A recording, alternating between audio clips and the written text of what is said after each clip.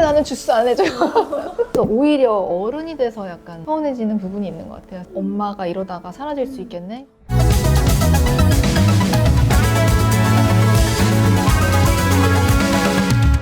여러분은 부모님과의 관계를 떠올리면 좀 어떤 감정이 드시나요? 감사?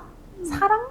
원망? 다양한 감정들이 존재할 텐데요. 오늘은 완벽한 유결점의 저자이자 미국 변호사 그리고 방송인 서동준님을 모셨습니다. 안녕하세요. 네.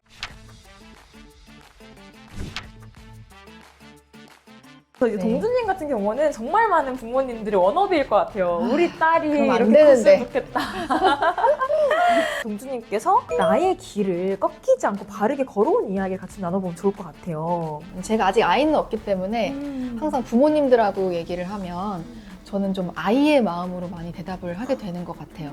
우리 딸 아들이 저렇게 생각할 수도 있었겠네. 좀 이런 관점으로 봐주시면 좋을 것 같아요. 사실 부모님한테 서운할 때도 있고 속상할 때도 있고 여러 가지 감정들이 들 수 있잖아요. 누구나 부모님한테 상처는 다 있으니까 어떻게 미움으로 두지 않고 어떻게 전환을 하셨는지 그런 거 좀 궁금하더라고요. 근데 오히려 어른이 돼서 그 시절을 바라봤을 때 서운한 게 생기더라고요. 당시에는 그냥 어리니까 엄마가 그러면 그런가 보다 하고 아빠가 그러면 그런가 보다 하는데 이제 어른이 돼서 내가 그 엄마의 나이가 되고 아빠의 나이가 돼서 혹은 내가 또 심지어 아이가 있으면은 그 비슷한 상황이 됐을 때 왜 우리 엄마나 아빠는 이렇게 행동했었지? 왜 그런 말을 했었지? 그건 상처가 될 수 있는 말인데 하면서 오히려 어른이 돼서 약간 서운해지는 부분이 있는 것 같아요. 그래서 엄마가 이제 아침 일어나면은 항상 과일 주스를 만들어 주셨는데 동생만 주는 거예요. 그건 좀 서운할 만한데요? 서운할 만하죠. 네. 그래서 제가 어느 날 이제 엄마한테 엄마는 왜 맨날 동생만 주고 나는 안 줘? 했더니 너는 알아서 잘 찾아 먹고 동생은 챙겨주지 않으면 안 먹기 때문에 어쩔 수 없이 챙기는 거다. 그땐 그냥 넘어갔죠, 어릴 때는. 근데 이제 어른이 돼서 생각하니까 어느 날 엄마한테 기분이 상했는데 제가 나이 막 40 돼가지고 왜 나는 주스 안 해줘요? 갑자기 나이 40에 그러니까 엄마가 무슨 말이니? 동생만 주고 나 안 줬냐고. 나도 주스 먹고 싶었어 맨날. 막 이제 이랬죠. 근데 엄마가 야 너는 그걸 20몇 년을 그렇게 쌓아두고 있었냐 이제 이러시더라고요. 근데 그만큼 그게 어려운 거죠. 정말 가까운 엄마와 딸의 관계임에도 그 주스 하나 해달라는 것조차도 말하기 어려울 수 있기 때문에 가까운 사이일수록 좀 조심해야 되는 부분이 있는 것 같아요. 근데 되게 중요한 경험인 것 같더라고요. 내가 40 돼서 얘기했다라고 했지만 그 40 돼서라도 이야기를 해서 그래도 조금 해소되는 부분이 있었을 수도 있고 완벽하게 회복될 수는 없어도 뒤늦게라도 노력을 하면 어느 정도의 온전함은 생기는 것 같아요. 맞아. 네.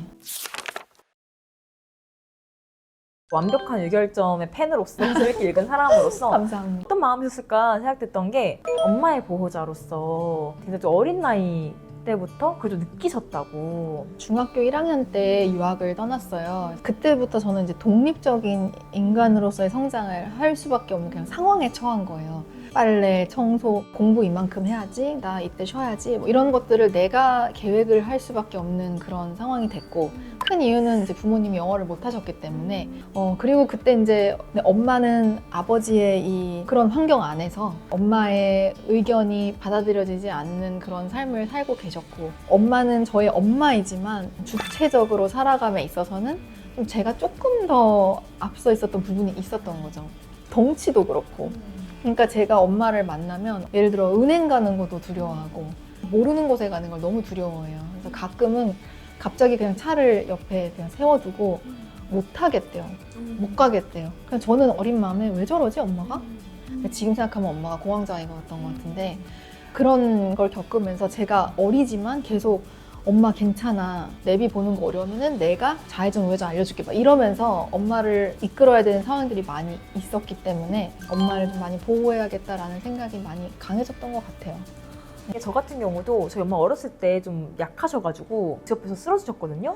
근데 그때 6살에 제가 느낀 감정이 우리 엄마는 약한 사람이고 내가 엄마를 지켜줘야겠다를 6살 때 느낀 거예요. 맞아요. 그래서 그 이후로 저도 좀 뭔가 엄마의 보호자가 돼야겠다. 누가 시키지도 않았는데 그 충격이 크니까 엄마가 이러다가 사라질 수 있겠네? 잘 이렇게 보호를 해서 엄마가 잘 살 수 있도록 해야겠다 이런 생각을. 순수하게 아이의 입장을 생각하면 굉장히 슬픈 부분이기도 하지만 어떻게 보면 그 부분이 내가 좀 주도적으로 네. 좀 강하게 클 수 있었던 그게 될 수도 있을 것 같은데 좀 그런 경험들이 좀 어떻게 보면 동주님은 자기 주도성이라던가 이런 부분들이랑도 좀 연결이 된 부분이 있을까요? 한국에 살 때는 저도 이제 엄마가 과외도 많이 시키고 공부 엄청 하고 막 유학 붐도 있고 막 이랬던 시대예요. 그래서 어쨌든 엄마가 짜주는 그 프로그램 안에 있다가 유학을 가서는 언어도 안 통하는 곳에 가서 혼자서 공부를 하려니 어떻게든 해내야 되는 상황 속에서 그렇게 자기 주도성이 있는 학생으로 좀 자라날 수밖에 없었던 것 같아요. 근데 다행히도 성격이 이렇게 부정적인 생각을 많이 안 하는 편이라 잘 될 거야 이제 이런 말을 하면서 그냥 지냈던 것 같아요.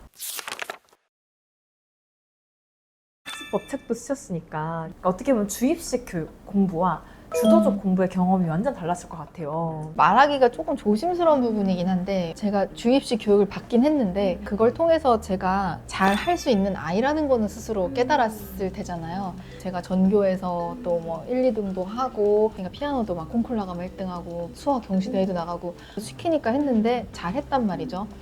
근데 그게 나중에 유학 가서 내가 공부할 수 있는 앤데 나 이거 영어만 좀 어떻게 극복을 하면은 다시 나 다른 애들이랑 겨룰 만큼 머리는 있는 것 같다 라는 생각을 가지고 있었어요. 주입식 교육에 힘들긴 하지만 그걸 제가 추천한다는 건 전혀 아니지만 할 수 있는 아이라는 믿음은 다져주는데 좀 도움이 됐고요. 부모님들께서는 어떻게 보면 아이들이 그런 성취의 경험, 거기서 아이가 스스로 할 수 있는 그런 환경을 만들어주는 건 되게 좋을 것 같긴 한데 그 환경을 만들어주시기가 더 어려울 것 같긴 해요. 원래는 미술 쪽 예술을 하시면서 대학 갔다가 수학 맞아요. 쪽으로 편입을 하셨잖아요. 제가 이제 예원 중학교를 미술로 들어갔었고 유학생활 중에도 미술을 전공처럼 이제 했어요. 근데 웰슬리 대학 갔을 때 MIT라는 학교가 있었고 그 공대가 저희 웰슬리 학교랑 이제 자매 학교라서 수업을 좀 들을 수 있었어요. 수학이랑 과학 듣고 사람들이 어떻게 미술하다 갑자기 수학을 했냐라고 하는데 제 입장에서는 사실 세상 사는 게 갑자기는 없잖아요. 제가 아까 수학 경시대도 나가다고 했잖아요. 그러니까 수학을 잘했죠. 잘하고 그냥 늘 해왔던 건데 그냥 학교의 이름과 메이저만 바뀐 느낌이라고 해야 되나요? 그런 느낌이었어요.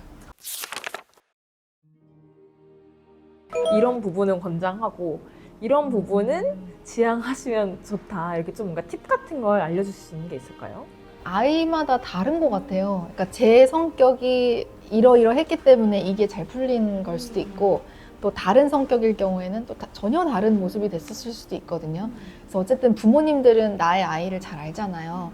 그럼 내 아이가 푸시했을 때 잘 되는 스타일인지 아니면 좀 더 자유를 줬을 때 잘 되는 스타일인지를 객관적인 아이에 대한 판단을 한 다음에 뭐 아이를 좀 서포트를 강력하게 할 건지 아니면 자율도를 좀 줄 건지를 결정해야 되지 않나.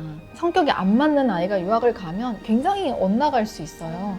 왜냐하면 자유는 있는데 안 좋은 상황에 놓일 때도 많거든요. 담배도 있고 뭐 미국은 마리화나 마약도 되게 흔하고 호기심에 그런 것들을 좀 도전해보는 아이인지는 부모님이 가장 잘 알잖아요.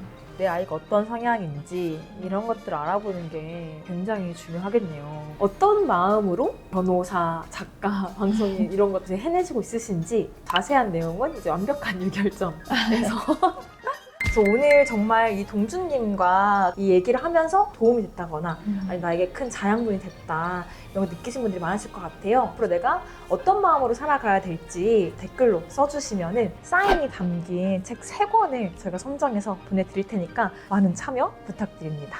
감사합니다. 정말 이렇게 바쁘신 와중에 이렇게 귀한 시간 내주신 서동주 작가님 다시 한번 감사드립니다. 감사합니다. 그럼 저희는 또 다음에 좋은 컨텐츠로 찾아뵙도록 하겠습니다. 네, 다음에 또 만나요. 안녕.